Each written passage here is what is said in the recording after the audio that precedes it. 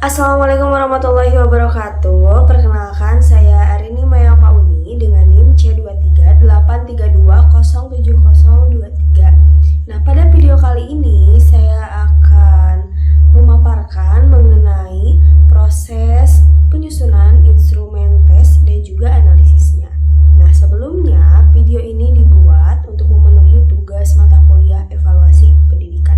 Langsung saja kita masuk ke pemaparan. Nah, dalam penyusunan instrumen, pertama sebelum melakukan analisis, saya menyusun terlebih dahulu instrumen tesnya. Instrumen ini terdiri dari 2 jenis soal, yaitu 10 soal pilihan ganda dan juga 3 soal uraian. Nah, setelah soal selesai disusun, saya memasukkannya ke dalam Google Form supaya proses pengisian lebih mudah dan datanya langsung terekam secara otomatis. Lalu, Google Form ini saya sebarkan kepada 20 responden. Nah, semua responden diminta mengisi seluruh butir soal sehingga data yang terkumpul dapat dianalisis secara lengkap. Nah, selanjutnya saya melakukan analisis secara kualitatif. Pertama, saya melakukan analisis kualitatif dari 3 soal uraian. Nah, untuk menilai jawaban uraian, saya menggunakan pendekatan holistik.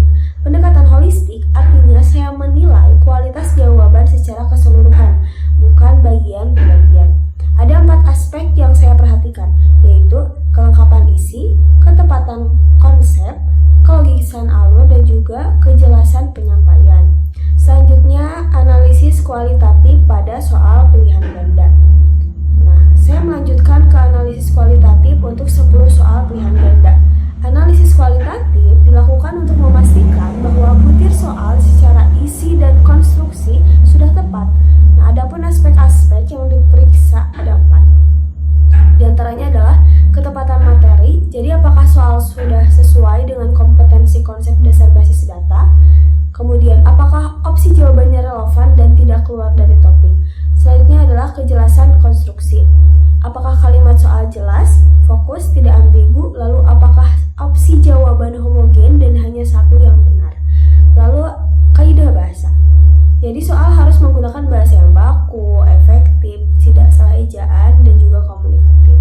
Selanjutnya adalah logika dan fungsi distraktor. Distraktor harus logis dan benar-benar berfungsi sebagai pengecoh yang proporsional.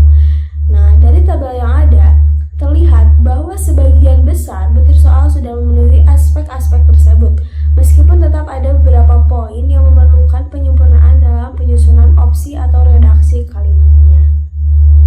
Selanjutnya saya melakukan analisis kuantitatif berdasarkan respon dari 20 responden. Nah, yang pertama adalah menilai tingkat kesukaran. Tingkat kesukaran ini dihitung menggunakan rumus P sama dengan B dibagi N. Hasilnya menunjukkan 4 soal termasuk kategori mudah, kemudian 5 soal kategori sedang, dan 1 soal memiliki nilai P tidak logis, sehingga kemungkinan ada kesalahan kunci atau perhitungan. Artinya, komposisi kesukaran soal cukup seimbang karena mayoritas berada pada tingkat sedang. Selanjutnya, daya pembeda. Hasil daya pembeda menunjukkan bahwa hanya 2 soal memiliki daya pembeda kategori sedang. Kemudian, 8 soal lainnya daya pembeda rendah atau tidak baik. Nah, ini berarti bahwa banyak soal belum mampu membedakan peserta yang memiliki kemampuan tinggi dan juga rendah. Dan juga sebelumnya kita harus menentukan dulu mana yang termasuk murid kelas atas dan juga kelas bawah untuk menentukan daya pembeda seperti itu. Nah, selanjutnya adalah efektivitas distraktor.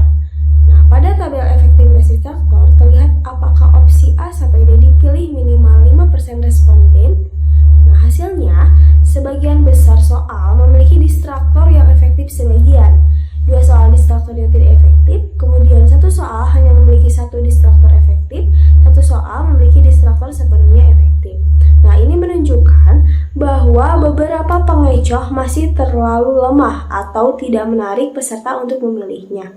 Nah, jadi kawan-kawan, secara keseluruhan, hasil kualitatif dan kuantitatif memberi gambaran bahwa instrumen soal yang susun sudah cukup baik, tetapi masih perlu diperbaiki, terutama pada daya pembeda dan kualitas distraktor supaya kemampuan peserta dapat diukur dengan lebih akurat.